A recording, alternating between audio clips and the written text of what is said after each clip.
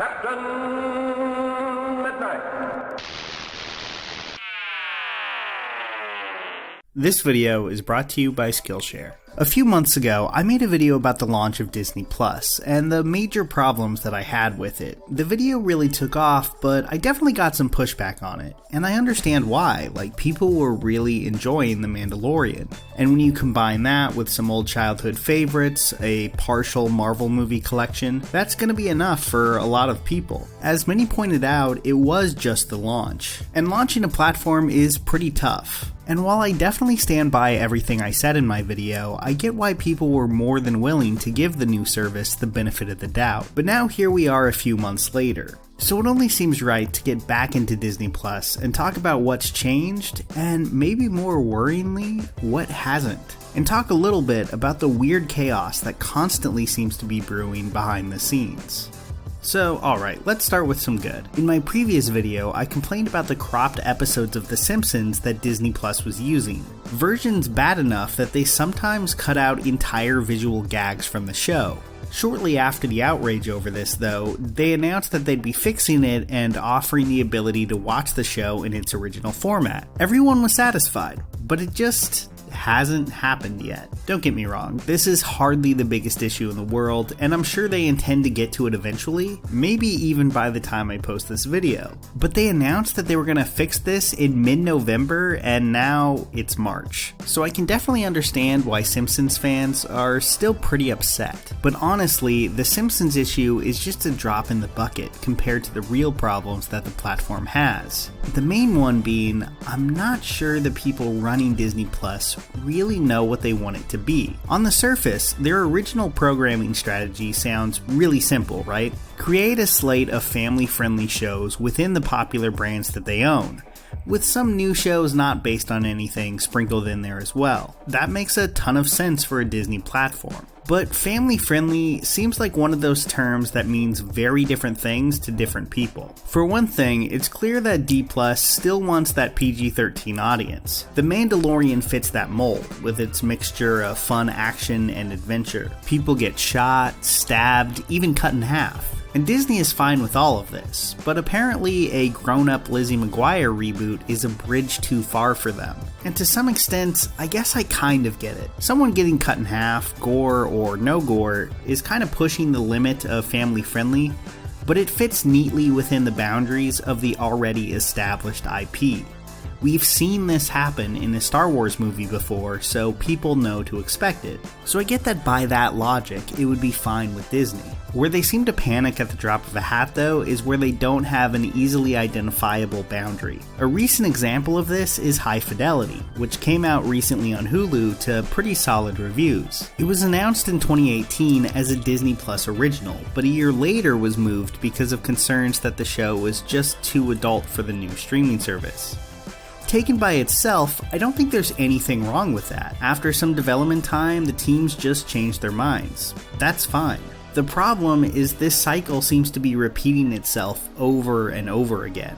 Look at Love, Victor, the spin-off of the teen dramedy from a few years ago, Love, Simon. It was another show developed for Disney Plus that they shipped off to Hulu after believing it was too adult, which felt especially goofy since the movie it's the sequel to felt so teen-focused. The most embarrassing problem that they're having right now falls right in line with this. They greenlit a sequel series to Disney Channel's Lizzie McGuire, with the creator Terry Minsky on board and star Hilary Duff returning as a now 30-something Lizzie. And with the audience that watched the original Lizzie McGuire now grown up, it felt like a pretty easy layup of a show, something that might attract an audience separate from their Marvel and Star Wars heavy production slate. Not a bad move, but it's turned into a pretty high-profile disaster so far, as Disney basically fired the creator of the original show 2 episodes into filming the new one because they thought it was too adult. This led to Hilary Duff actively campaigning to get the show moved to Hulu and bashing Disney on social media. When the lead of your reboot is begging to go to another platform, something is very wrong. It makes it even more embarrassing that this happened after filming 2 whole episodes. It's one thing to cancel a show in pre-production, but come on, they had scripts for this finished, and they decided to go ahead and make it, and then apparently panicked afterwards. The whole thing makes it seem like they don't really know what they're doing and are operating more out of fear than trying to get the best show made possible. But maybe you're thinking, sure, they messed up there, but I don't care about Lizzie McGuire. I'm just happy with the Star Wars shows. And I'd get that. Star Wars has definitely been Disney Plus's strongest area, with the release of The Mandalorian and now the new season of Clone Wars. The cartoon is a lot more niche than the live-action adventures of Baby Yoda and company, but it's definitely notable.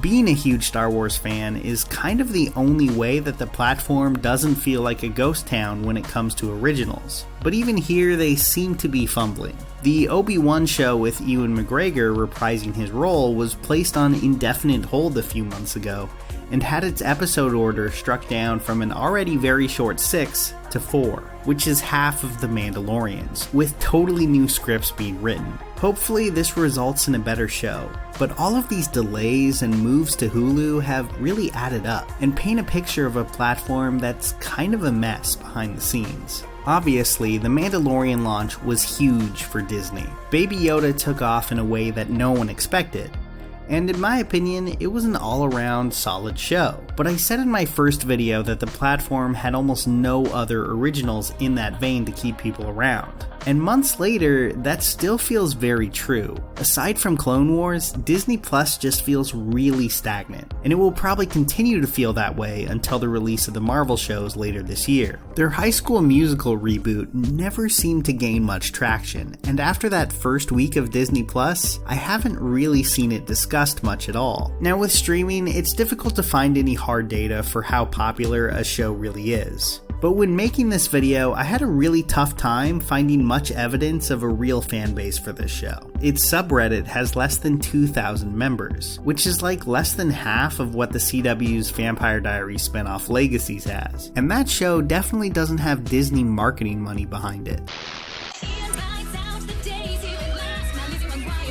You can get one of 6 Lizzie McGuire accessories plus bonus CD-ROMs and Their third scripted live-action show is one they bought from CBS Studios, Diary of a Future President. It premiered to good reviews, but it hasn't seemed to make much of a splash either. And I get it, not every show is going to be The Mandalorian or The Witcher, that kind of big hit that really drives the conversation online for a while. But Disney Plus has really been around for a while now, and they haven't even taken a swing at another show like that. This probably wasn't the plan, but a combination of not knowing what they wanted out of their programming and offloading stuff to Hulu has made the current state of the platform pretty barren if you're looking for anything new. The Marvel shows are on their way, but most of those are being held for 2021, and that's still a long way off. And with things like the Sandlot reboot or Mighty Ducks, even if you are looking forward to that stuff, it's hard to trust right now that the projects will come together as planned or maybe even end up on the platform. That's not to say that it's all bad news for Disney Plus. It is launching in the UK soon, which is big, but I was really hoping they'd have a new show to go along with that. Instead, UK viewers will finally get a chance to watch The Mandalorian, which is cool, but it will be getting released week to week, just like in the US. I get why they'd want to do this, but it feels very old-fashioned considering just how global the internet is. The Mandalorian was the single most pirated show of 2019. Conversation about it was everywhere online. If you're gonna give it to the UK this late, at least let it launch with every episode. Tons of people have probably already seen the show through slightly less, legal means, so it might not even be a very big incentive to sign up. I'm sure this will be less of a problem for that more casual family audience that Disney cares about, but it does take a lot of the excitement off the launch for fans. I understand that launching a new streaming service is never easy, and it'll probably improve over time. But honestly, my sympathy is kind of limited when it comes to a company with as many resources at its disposal as Disney. I think there's a lot they could have done to make the Disney Plus launch smoother. One, I think they need to ease up on the censorship. I get get that family friendly is their brand, but they have PG-13 movies on the platform now that aren't purely kid stuff, and I think that they need both to satisfy their audience. The show Lock and Key is a good example. It's proved to be a nice little hit for Netflix, at least according to their own top 10 list. It's a show about kids and teens with fantasy and some lighter horror elements. Is that show too adult for Disney Plus? Right now, it feels like the answer would be yes, and to me, that's kind of a problem. If they want a teen audience, and from the shows that they've commissioned, it really feels like they do, they need to be willing to take a little more of a risk, like just something at least.